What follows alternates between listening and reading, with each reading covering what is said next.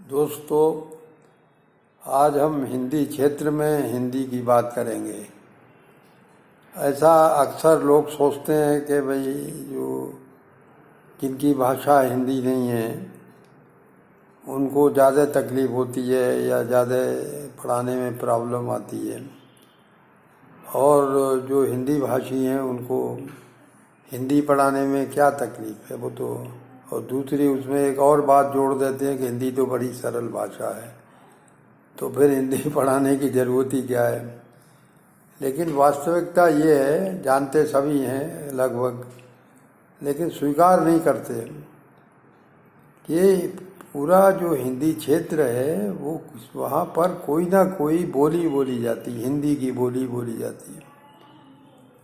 और जब हम पढ़ाते हैं तो वो मानक हिंदी होती है। अब ये मानक हिंदी जो है वो शब्द जो है बहुत डिफाइन नहीं है, लेकिन शहरों में पढ़े लिखे लोग इस मानक हिंदी को बोलते हैं। और जब गांव से लोग शहर में आते हैं तो उनको थोड़ी अपनी जो बोली है उसका प्रभाव उनके ऊपर रहता है, और स्वाभाविक है, और टीचर पर भी रहता है। तो हमको ये मान के चलना चाहिए कि हम हिंदी क्षेत्र में जो हिंदी पढ़ा रहे हैं वो भी करीब करीब दूसरी भाषा के रूप में ही पढ़ाना चाहिए। अब मैं ब्रज क्षेत्र का हूँ, मैं गांव में अपनी बोली बोलता था। जब शहर में आया तो हमारे ज़माने, पता नहीं अब है कि नहीं, कोई सर्वे मैंने नहीं किया है, और जिसका ऑथेंटिक नहीं होता तो मैं नहीं बताता। हम लोग जब पढ़ते थे तो जब शहर में आते थे तो कोशिश करते थे कि ग्रामीण भाषा या ब्रज का प्रयोग ना करें, और अगर करते भी थे तो लोग मजाक भी बनाते थे। तो ये जो मजाक बनाने की बात थी वो हमको रोकती थी कि हम शहर में पढ़े लिखे लोगों के साथ उस समय खड़ी बोली बोलते, मानक हिंदी का प्रयोग करूँगा तो उसी का प्रयोग करें। और कुछ महीने हो गए जब जी टीवी ने, आपने भी देखा होगा शायद, कि हिंदी क्षेत्र यूपी में, उत्तर प्रदेश में सबसे ज़्यादा फेल हिंदी में हुए। अब हुआ ये, जैसा मैं अभी बता रहा था, कि अगर हम ये सोच के पढ़ाएं कि भैया ये बोली वाले हैं, बोली बोली जाती है, अच्छी बात है, कोई बुरी बात नहीं है अपनी बोली को बोलना, लेकिन हिंदी जब पढ़ाते हैं या हम कोई भी विषय पढ़ाते हैं तो उसको तो मानक हिंदी में ही पढ़ाना पड़ेगा। और अगर टीचर होशियार है तो इस बात की कोशिश करेगा कि जहाँ जहाँ ये संभावना है कि ये अपनी बोली का प्रयोग कर रहा है वहाँ पर वो उनको टोके। अब आजकल जो भी कारण हो, टोकना बुरा मानते हैं। हमारे ज़माने में टोकना, उस समय तो पिटाई भी होती थी टीचर द्वारा। हम तो उर्दू भी पढ़े शुरू में, तो वो तो बहुत ज़्यादा पिटाई करते थे तलफ़्फ़ुज़ के बारे में। तो कहने का तात्पर्य ये है, मैं कुछ उदाहरण देता हूँ।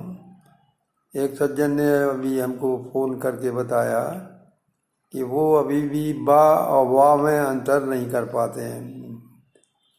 तो हमने उनको बताया कि देखो ऐसा है कि ब्रज क्षेत्र के हैं तो ब्रज में ये अंतर बहुत कम है नहीं। अगर है भी तो मैंने बताया था वाह के दो उच्चारण है, एक जो है दंतोष्ठ है और एक जो है हुआ है, हुआ जैसे नाव वगैरह तो बोलते हैं, ब्रज में ही बोलते हैं, हिंदी में भी, लेकिन शुरू में जो है वो ब्रज में नहीं बोला जाता। तो जैसे वो हो जा रहा है तो हम कहेंगे वो जा रहा है। तो कई स्तर पर जो है ये अंतर हैं, शब्द स्तर पर ही हैं। शब्द के स्तर पर भी जो है, जैसे एक है कि लड़की है तो इसको वहाँ लौड़िया बोलते हैं। तो अब वो ऐसा समझाना बहुत ज़्यादा मुश्किल नहीं है, लेकिन टीचर को इस बात का ध्यान रखना चाहिए कि हम इस अंतर को बताते जाएं।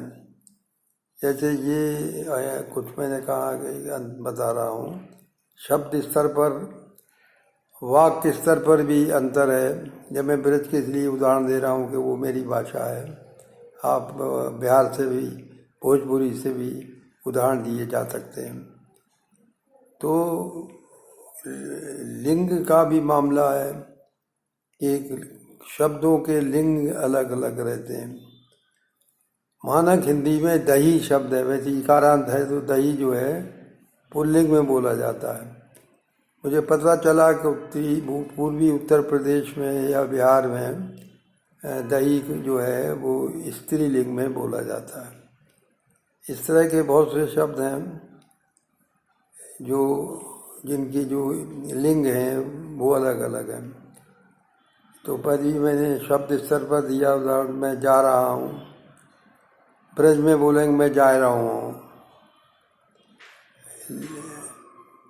अब स्नान शब्द है, मैंने बता चुका हूँ शायद।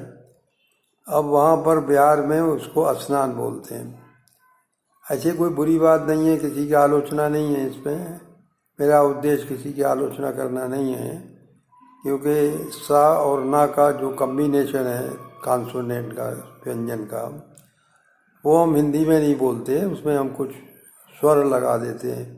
तो हिंदी वाले जिन मानक हिंदी कहते हैं वो ह्रस्व ई लगा देते हैं, स्नान बोल देते हैं, और वहाँ के स्नान बोलते हैं। तो ये सवाल आलोचना का नहीं है, आप बता दीजिए कि मानक हिंदी में जो है ये है और आ जो है उन वो लगा देते हैं। तो इन अंतरों की तरह जो है वो मैंने कई जगह सर्वे किए। तो स्कूल में भी आप जानते हैं, सुना भी होगा कि टीचिंग हो ही नहीं पाता। प्राइमरी स्कूल टीचिंग तो बहुत ख़राब है। आपने ये भी सुना होगा वहाँ कॉन्ट्रैक्ट में टीचर पढ़ा कोई रहा है और तनख्वाह कोई ले रहा है, ये भी सब। तो ये तो खैर प्रशासनिक बातें हैं जिनके ऊपर ये हमारा बस नहीं है, ये देखा जा सकता। दूसरा ये है कि एक शाह का सवाल है। तो हिंदी में शाह बहुत इम्पॉर्टेंट है, अंतर है साला शाला। जैसे मैंने सुना एक को कि मेरा शाला साला जाता है, बोलते थे वो दोनों रहे थे, लेकिन उल्टा बोल रहे थे। कहना ये था कि मेरा साला शाला जाता है, लेकिन बोल उल्टे रहे थे। तो ये ध्यान रखा जाए कि जब हम हिंदी प्रदेश में भी हिंदी पढ़ाएं तो ये समझ के पढ़ाएं कि ये दूसरी भाषा है, तो आप ज़्यादा सफल होंगे। धन्यवाद। ये स्पेस नहीं रही, हेलो।